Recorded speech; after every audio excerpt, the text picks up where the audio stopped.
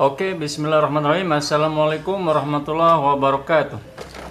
Oke teman-teman, kali ini saya akan membagikan tips ya, bagaimanakah cara menghadapi promosi doktor.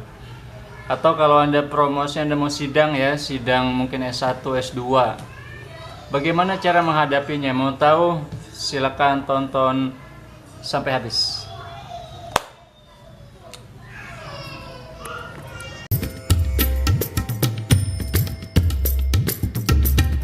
Ya teman-teman, kita sudah di Sarangan. Nah ini dia suasana. Teman-teman sekalian.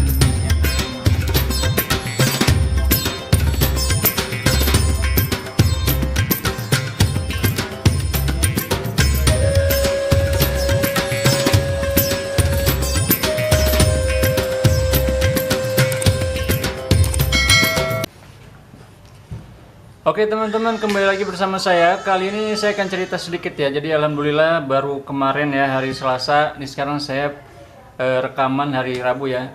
Saya melewati sidang doktor yang sangat mendebarkan teman-teman ya, yang sangat menentukan nasib dan juga menegangkan ya. Ya pokoknya dan saya senang banget. Kenapa? Karena nilainya bagus ya, 90, dapat cum laude, IPK 3,88. Itu alhamdulillah saya senang banget ya, karena saya nggak peduli nilai sebenarnya. Saya sih yang penting lulus semester ini supaya saya nggak kena bayaran lagi tahun selanjutnya. Kenapa? Karena beasiswa saya habis semester ini ya, sedangkan pengeluaran keluarga banyak ya, sedangkan pemasukan belum ada perkembangan. Oke teman-teman, begitu. Jadi langsung saja ya, gimana sih prosesnya kok bisa dapat nilai 90? Oke, pertama-tama ini hanya sharing pengalaman ya yang saya alami, dan mungkin nasib Anda akan berbeda karena tidak ada yang sama di dunia ini ya. Dan musibah bisa datang kapan saja, keberuntungan bisa datang kapan saja, tergantung kehendak dan taufik dari Allah Subhanahu wa taala. Oke, kalau saya pribadi, tips yang saya berikan pertama adalah Anda harus baca disertasi Anda sampai selesai sebelum masuk ruang ujian. Ya, ini serius saya lakukan. Jadi saya membagi waktu. Saya dapat pengumuman itu sekitar 7 hari sebelum sidang. Jadi waktu seminggu. 2 hari saya masih ngerjain kerja tugas-tugas saya yang lain ya, bikin video, bikin yang lain-lain. Pokoknya lah saya belum sempat mikirin disertasi. Nah, 5 hari saya mulai fokus ya. Jadi saya benar-benar baca disertasi saya lagi, huruf per huruf tuh saya baca. Walaupun akhirnya waktunya nggak cukup ya, saya kebut dikit. Ya, gimana caranya? Ini ilmu dibagikan oleh senior saya waktu di Mesir, namanya Ustadz Mujib Abdurrahman. Beliau selalu mendapat nilai bagus di Universitas Al-Azhar ya. Jadi beliau itu membagi waktu baca itu dibagi. Misalkan disertasi saya nih 300 halaman, itu saya bagi menjadi 5 bagian, 5 hari. Berarti sehari saya harus menamatkan 60 halaman ya. Jadi dari pagi sampai malam target saya membaca 60 halaman. Itu saya baca dengan konsisten per hari 60 sampai 5 hari. Nah, itu langkah pertama ya. Langkah kedua itu adalah, mau tahu? Atau mau tahu aja atau mau tahu banget nih?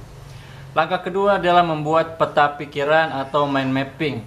Nah, setelah saya baca itu saya buat mind mapping lagi supaya gampang saya mengulangnya. Saya buat mind mapping. Ya, bikin mind mapping itu memang agak-agak melelahkan, tapi setelah Anda buat, Anda bisa mengulang pelajaran dengan cepat ya. Itu saya buat mind mapping. Itu langkah kedua. Jadi buku yang sekitar 314 halaman itu saya ringkas menjadi sekitar 4 halaman dalam mind mapping ya. Itu mind mapping itu apa? Itu adalah poin-poin penting yang ada di dalam buku yang Anda saring menjadi sebuah peta. Kalau mau tahu lebih banyak tentang mind mapping, silakan lihat di playlist saya. Itu ada motivasi belajar. Itu ada teknik saya buat satu video khusus sekitar 15 menit menjelaskan tentang mind mapping. Kalau Anda mau nilai Anda bagus, Anda wajib tonton ya. Oke, itu yang kedua. Kemudian yang ketiga. Ya, yang ketiga itu adalah latihan atau Anda membuat geladi sendiri bagaimana melakukan presentasi. Ya, ada kekecewaan ya di dalam diri saya ketika saya melalui ujian pendahuluan. Itu saya persiapannya benar-benar kurang ya. Nilai saya menurut saya kurang bagus ya. Maka setelah itu saya mikir ya, Akhirnya saya sebelum masuk ujian itu saya latihan dulu presentasi menggunakan slide yang sudah kita buat. Kan sebelum presentasi disuruh ngumpulin slide ya, itu udah saya buat. Dan kita bikin timing yang pas. Jadi untuk S2 itu hanya dikasih waktu 8 menit, untuk S3 dikasih waktu hanya 10 menit presentasi. Jadi waktu Anda benar-benar harus Anda pergunakan dengan baik. Dan dengan melakukan geladi tersebut ya, uji presentasi, Anda juga jadi bisa tahu dan mengukur seberapa banyak Anda harus berbicara di setiap slide. Nah, itu saya lakukan, dan saya karena saya disertasi berbahasa Arab dan presentasi juga saya berbahasa Arab, maka saya udah lama tidak bicara bahasa Arab, maka saya perlu latihan ya. Maka di malam harinya, hari Senin itu saya mulai latihan. Mungkin ada 2 kali saya geladi ya, saya coba presentasi 2 kali. Kemudian besok paginya saya presentasi sekali, dan saya baca-baca lagi mind mapnya. Jadi itulah yang membuat saya ketika hari Selasa itu saya agak sedikit tenang. Ya mungkin berkat bimbingan Allah juga ya. Itu karena saya juga sudah sempat melakukan persiapan itu. Jadi sudah ada rasa yakin saya bisa presentasi dalam waktu yang ditentukan dengan performa yang sepertinya cukup bagus ya setelah saya coba. Ya alhamdulillah begitu. Jadi nilainya jadi lumayan. Ya saya berdoa mudah-mudahan semua teman-teman yang lagi mau ujian dimudahkan dan mendapat taufik dan kemudahan dari Allah Subhanahu wa taala. Selamat berjumpa kembali di pertemuan selanjutnya. Terima kasih Anda sudah nonton sampai habis. Jangan lupa klik tombol like dan subscribe bagi yang belum. Wassalamualaikum warahmatullahi wabarakatuh.